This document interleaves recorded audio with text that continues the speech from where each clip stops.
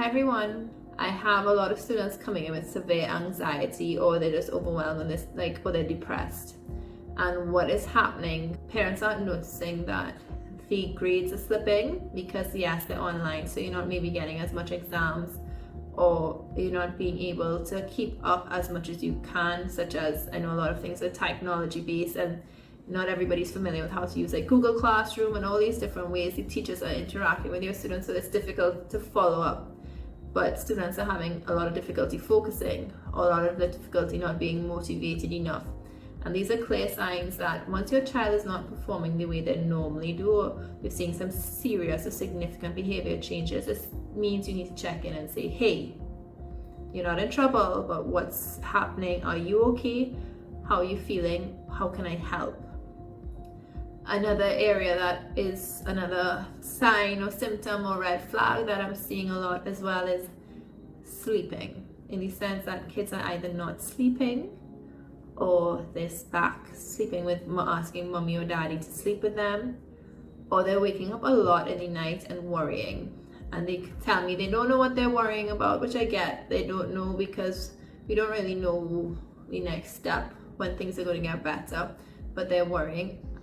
And I know some mummies and some daddies enjoy that downtime with their kids snuggling and hugging up, but that's what we call regression, especially for students or children that have been sleeping on their own. That's not a typical behavior. That means they're really scared, or there's some form of anxiety happening, that they need this clingy kind of security around them. And by the time I get involved, it's tough because there's this whole new routine in place. And now to take away that security is added trauma, added anxiety that they're already going through. Another routine that's coming up, or well, I should say a lot of habits are being formed. Like students are now developing really obsessive habits, in the sense that there's a new routine where they have to tell their parents they love them, I love you, and they have to get that reassurance, or they're doing things in a certain way because it stresses them out if they're not doing it this right way. And when I say yes, it's routine, and we all love routine, but to the point where they're becoming physically upset, like sobbing their eyes out, or having temper tantrums, or getting really, really angry if things are not the way their routine is. That means, again, they're having some issues processing whatever is going on. That rage, that anxiety for little changes should not create this big sense of emotion. Another area that I'm seeing big issue is that isolation.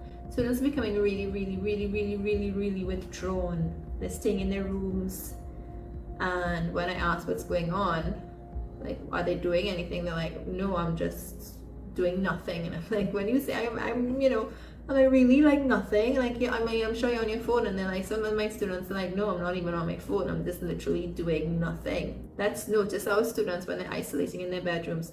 I'm not saying to force them out. What I'm saying is try to encourage them to maybe come and have a meal outside the room, just surround themselves with people. Don't force to have conversations, but that isolation right now isn't the best, and again, it's showing that they just are not coping very well. Another area that you might find happening is the tantrums across all ages. Tantrums may look a little different, but a tantrum, the stomping of the feet, the slamming of the doors, the younger ones maybe rolling on the ground, just tantrums all the time, frustration for homework, all these different things. More often, it's not they're just wanting to tantrum, it's probably some hidden emotion behind it, or they're struggling with maybe some schoolwork, something going on, in the sense that they are missing a friend, they're grieving a loss of someone, they don't know how to express themselves. So check in again. How are you? How can I help? You're not in trouble. What is also a big one happening with the older students is the loss of interest in what they used to do. A lot of students game, and you're noticing they're not gaming anymore. Gaming is a big way of them interacting socially with their friends. Or you might have one of those children that's into YouTube and doing their own little YouTube clips, or their little TikTok dances, whatever is normal for them, and they're not doing it anymore. You're saying, I don't have the energy, I'm really tired. That's a cause for concern, in the sense that, this is what they used to bring them joy. So why is this not bringing them joy anymore? Let's talk. What can I do to help you? What do you need? How can I support? what was the next step forward for you to make you feel some form of love and motivation. Whatever's needed, I'm here for you. Those are the things that we should be telling our kids. The moodiness. Now, we all know children are moody. We all are moody. We're human beings. We're irritable. But if you find it's really, really often and it's going from like severe irritability to like rage and they're just constantly bickering and getting into it with you, check in with them. I don't think we realize how much emotions they're keeping hidden from parents. I can't tell you how many times when I get a child in my office, well, virtually in my office now through my screen, and we're chatting and they say they don't want their parents to know, and I'm like, why? Because your parents have brought you here. They don't want their parents to have any more stress. It's okay to openly have conversations with your kids and saying, yeah, I'm having a hard time, but this is what I'm doing healthily. I am maybe taking 5 minutes out of my day to sit down and enjoy a hot cup of coffee, tea, cocoa. Maybe you should do the same with me, and that's what you should tell your child. Another area that's really, you're going to notice some red flags is any hygiene. I know a lot of students are not bathing before class because they don't have to go anywhere. If you find they're not taking days and they're not bathing, brushing their teeth, that hygiene is really starting to like fall through.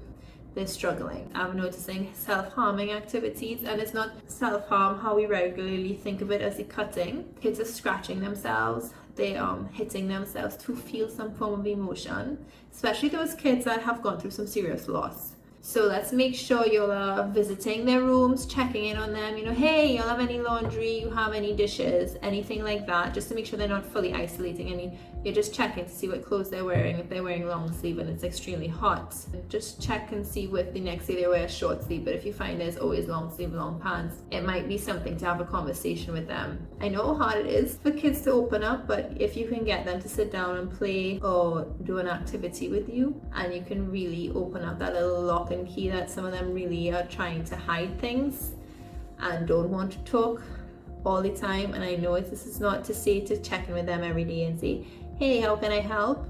But if every other day or once a week, just really talk to your children. I know sleep is a major issue in that some kids are not getting enough, and then we're seeing extreme behavioral changes, that they cannot focus, that they cannot get any schoolwork done.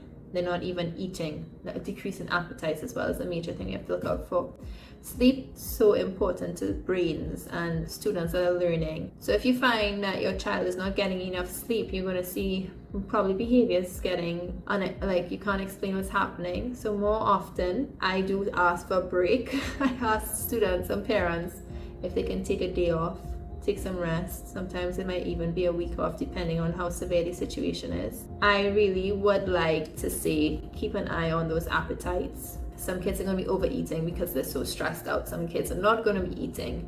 You'll know what is normal for your child. If you find they are really spending little time in the kitchen or in and out that fridge all the time eating, they're stressed, they're bored, they need some kind of stimulation, and you have to talk to them to figure that out. And if your child is asking for help, they ask it for it in funny ways. They might say, I don't feel like I am in a real place right now. I feel like I'm in a dream. That's them asking for help because things just feel so out of control right now. They're just not in their sense of reality and they're really, really struggling. Start with conversations. That's the best you could do right now. There's nothing much you can do other than talk to your kids. Don't insult, don't judge, because their feelings are valid. Same way you have feelings that are valid.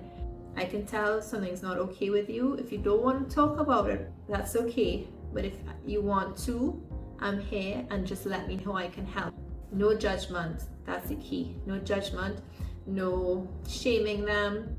Don't make them feel bad or guilty. Even your little toddlers, if they're, you play with your toddlers. Through play, you can learn so much. So if they can't really talk out their emotions, play. That's the next thing to do. Just play, hang out. That's a moment to bond. So sit down and say, well, show me what you're watching on YouTube. Well, let me see what's happening on TikTok. Let's do a TikTok dance. Just so they know they can connect with you. And if you don't feel like you're prepared, as I've mentioned through this conversation, I'm doing virtual therapy. There's so many other psychologists doing virtual therapy or online therapy or teletherapy. There is support out there for you and your child. So don't even feel ashamed to ask. My major takeaway or major summary is just notice those behavior changes that just, this is not my child. It could be the slightest thing. They could regress or start hiding things. Anything that makes you go, this is not normal. Check in. Take care, everyone.